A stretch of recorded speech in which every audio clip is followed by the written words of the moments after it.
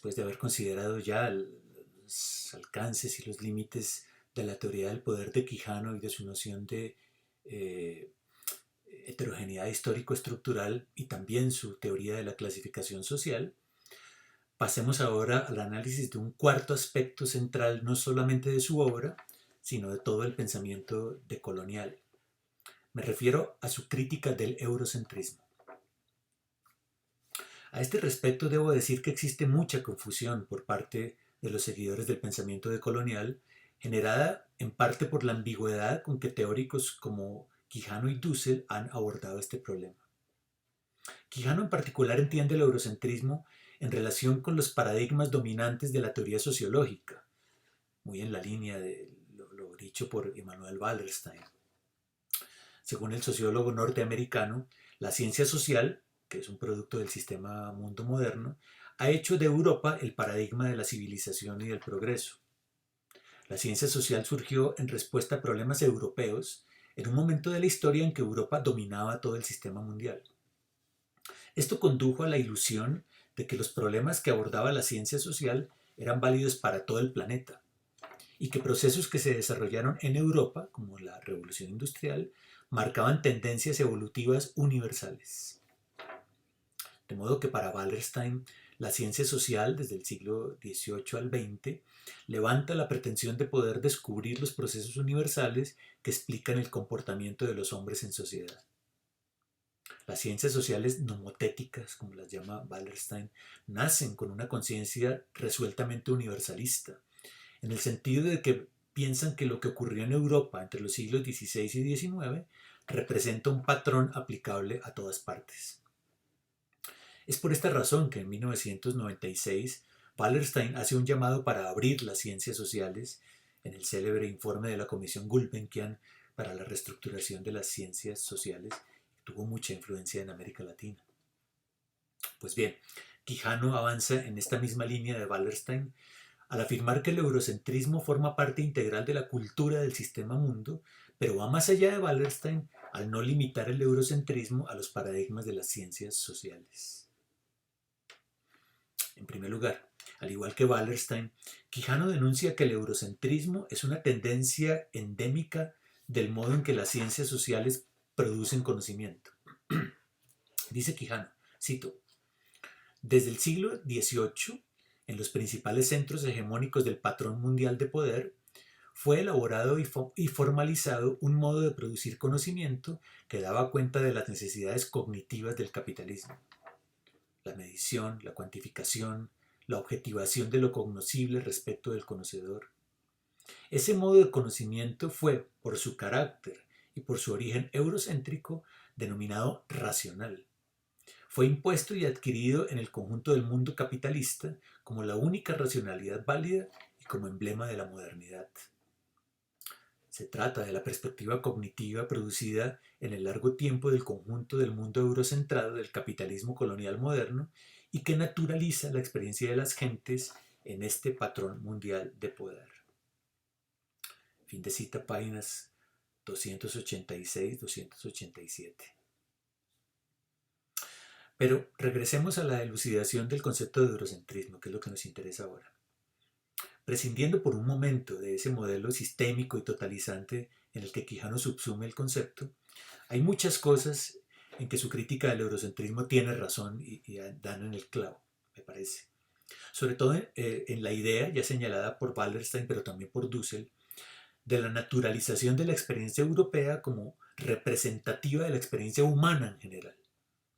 Es decir, en la idea de que la experiencia europea marcaba la vanguardia del progreso de la humanidad. Tal idea del progreso es hija de la Ilustración europea del siglo XVIII y se convirtió en un consenso en la Europa del siglo XIX y durante la mayor parte del XX, también en América Latina. La inevitabilidad del progreso, marcado por los procesos de racionalización en Europa, se convirtió en sentido común no solo de las ciencias sociales, sino también de la política. Es la tesis de que la modernidad es un fenómeno básicamente intraeuropeo que posteriormente se difumina por todo el mundo y que tiene sus antecedentes en el pasado de la propia Europa, en el mundo griego y luego en el mundo cristiano medieval. ¿Cuál es el problema con esta hipótesis? Yo diría mejor con esta ideología. En primer lugar, que mira a Europa como una entidad cerrada, autoproducida, clausurada, que no ha recibido influencias externas. Es decir, una Europa fetichizada que se formó con independencia de las relaciones de poder que presidieron su constitución histórica. Y en segundo lugar, el otro problema es que patenta la modernidad como un fenómeno exclusivamente europeo, lo cual significa que si una región del mundo quiere modernizarse, tendrá que hacerlo siguiendo exactamente los mismos pasos que siguió Europa en su desarrollo. Con respecto al primer punto, escribe Quijano en su artículo Colonialidad del Poder, Eurocentrismo y América Latina. Cito: la perspectiva eurocéntrica establece una idea del cambio histórico como un proceso en el cual una entidad o unidad se transforma de manera continua, homogénea y completa en otra cosa y abandona de manera absoluta la escena histórica. Fin de cita, página 802. Lo dicho entonces, comprender la evolución de la humanidad y su clímax moderno como un proceso que tiene como sujeto una entidad cultural ya hecha, llamada Europa, que es producto de sí misma. Este es el gran problema teórico aquí. Tanto Quijano como Dussel han mostrado, por el contrario, que Europa solo se constituye como tal al interior de una red de poder, es decir, en antagonismo con unos otros históricos. Y que por tanto no existe Europa y su ilusión de vanguardismo histórico, sino como producto de una heterogeneidad de racionalidades que se articulan entre sí, una vez que ha conseguido su centralidad en el sistema mundo moderno, cosa que, como bien dice Dussel, ocurrió apenas en el siglo XVIII. Europa, entonces, pero también la modernidad, como resultado de la articulación de varias racionalidades y no como una causa sui, como una causa de sí misma. Bien, con respecto al segundo punto, el de la patente europea de la modernidad, dice Quijano, cito: el hecho de que los europeos occidentales imaginaran ser la culminación de una trayectoria civilizatoria desde un estado de naturaleza, les llevó también a pensarse como los modernos de la historia y al mismo tiempo lo más avanzado de la especie. Pero que, puesto que al mismo tiempo atribuían al resto de la especie la pertenencia a una categoría inferior y por eso anterior, esto es, el pasado en el proceso de la especie, los europeos imaginaron también ser no solamente los portadores exclusivos de tal modernidad, sino igualmente sus exclusivos creadores y protagonistas. Fin de cita, página 790. Esto, desde luego, y como el mismo Quijano lo dice, abre la puerta a un concepto de modernidad diferente, no eurocéntrica, no colonial, tal como lo apuntaba ya en su libro de 1988, Modernidad, Identidad y Utopía en América Latina.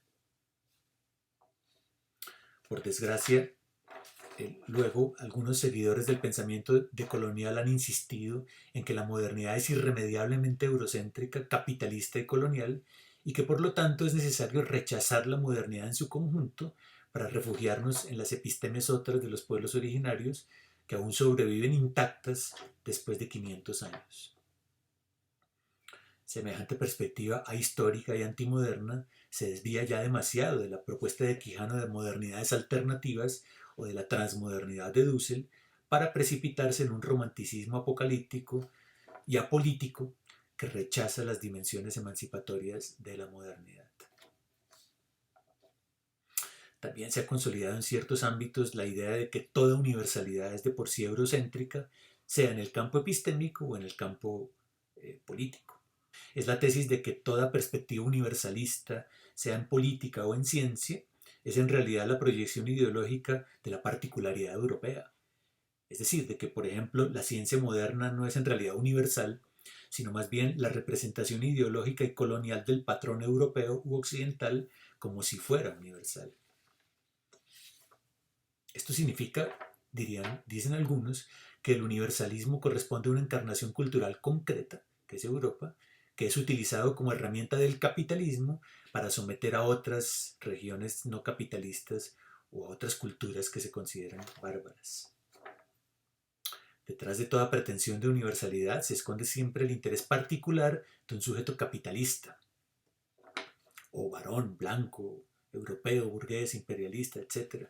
De modo que la ciencia, en esta perspectiva, es un fenómeno propio y singular de la historia europea que fue exportado violentamente hacia otros contextos culturales gracias a la colonización. ¿Qué diremos de esto? Que se trata sin duda de una perspectiva conservadora, despolitizada y peligrosa, que se alinea incluso hoy con las actuales visiones negacionistas que rechazan a la ciencia y que dicen que la ciencia es solamente un producto particular de Occidente. Me parece que todo esto es consecuencia de una conceptualización equivocada del eurocentrismo, conceptualización que si se lleva del campo epistémico hacia el campo político, deriva necesariamente en un particularismo estéril que niega el gesto emancipatorio de la universalización de intereses propio de la práctica, propio de la política moderna, pues.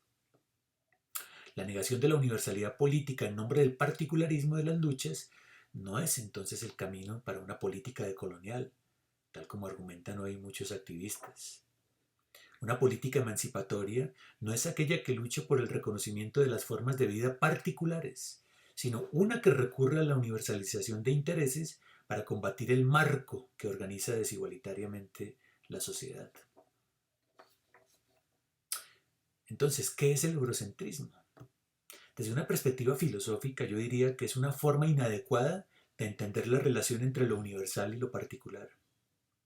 Aquí lo universal no se da a través de la articulación de particularidades, sino que existe con anterioridad a esa articulación. Europa, por ejemplo, es construida como una entidad que preexiste a las relaciones históricas de poder que la constituyen y contiene de suyo la universalidad. Lo universal entonces no es visto como resultado de la articulación entre diferentes fuerzas, sino como la expresión trascendental de privilegios encarnados en un actor o en una entidad específica, en este caso Europa. El eurocentrismo va de la mano con la pretensión ilustrada de que existe un agente privilegiado de la historia que se sustrae a las relaciones históricas de poder. Desde este punto de vista, el eurocentrismo nada tiene que ver entonces con la idea de que una teoría o un sujeto proveniente de Europa o que es racializado como blanco es necesariamente colonial, como ingenuamente afirman algunos activistas. Semejante posición no solamente representa un gravísimo error político, sino que me parece a mí también un mecanismo de despolitización de las relaciones de poder.